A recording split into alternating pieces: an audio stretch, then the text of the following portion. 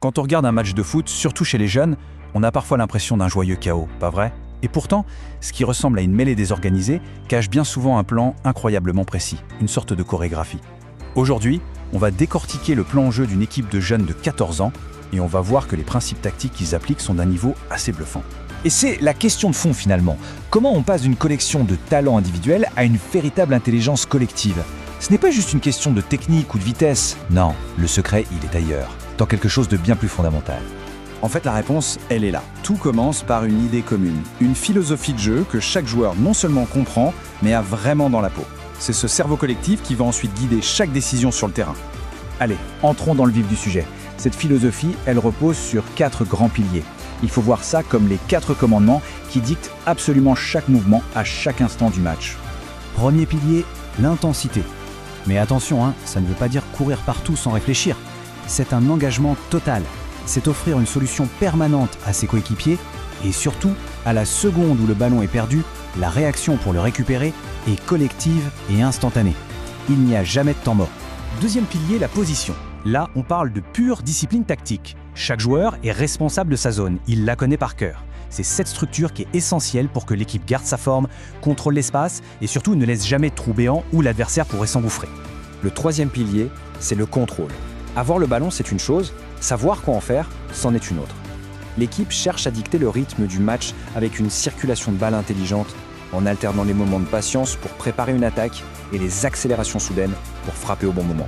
Et enfin, le dernier pilier, qui est peut-être le plus malin, la provocation. C'est l'art de tendre un piège. L'équipe va délibérément faire des passes courtes, bas sur le terrain, comme pour inviter l'adversaire à venir presser. Et dès que l'adversaire mord à l'hameçon et sort de sa position, il libère des espaces critiques dans son dos, et c'est précisément là que l'attaque va s'engouffrer. Bon, à la philosophie, c'est bien beau, mais comment ça se traduit concrètement sur le gazon? Comment est-ce que cette équipe voit et utilise le terrain de jeu? Alors pour eux, le terrain n'est pas qu'un simple rectangle, il est découpé mentalement en 5 couloirs verticaux, et les zones les plus importantes, ce sont ces fameux demi-espaces, entre les défenseurs centraux et les latéraux. Celui qui arrive à contrôler ces zones-là, il a la clé pour déséquilibrer n'importe quelle défense. Et pour occuper parfaitement ces 5 couloirs, la formation idéale, c'est le 4-3-3. La disposition des joueurs garantit une présence constante sur toute la largeur du terrain. Ça permet de créer un avantage de position avant même que le jeu ne commence vraiment. Voyons maintenant ce qu'il se passe quand l'équipe a le ballon. L'objectif est très clair, on ne panique pas, on ne balance pas de longs ballons devant, non. On construit patiemment les attaques en partant de la base, c'est-à-dire depuis la défense. La sortie de balle, c'est un véritable rituel. Le gardien de but n'est pas juste là pour faire des arrêts, il devient le premier attaquant. En s'intégrant à sa défense, il crée une supériorité numérique, souvent dans une structure en 3+2. Le scénario est toujours le même, attirer l'adversaire, le fixer, et hop, trouver le joueur libre pour casser la première ligne de pression. Ici, on touche à un concept absolument fondamental, le troisième homme. C'est l'arme secrète pour déjouer n'importe quel pressing. L'idée est simple mais géniale, un joueur fait une passe à un coéquipier qui est sous pression, mais ce dernier ne contrôle pas le ballon, il le dévie en une touche vers un troisième joueur qui, lui, est libre et face au jeu. C'est une triangulation ultra rapide qui peut complètement faire exploser une défense. D'accord, mais que se passe-t-il quand l'équipe perd la balle? Eh bien, la philosophie reste exactement la même. On est proactif. Le but n'est pas de subir, mais de récupérer le ballon le plus vite et le plus haut possible. Et pour ça, il y a une règle d'or, la règle des 5 secondes.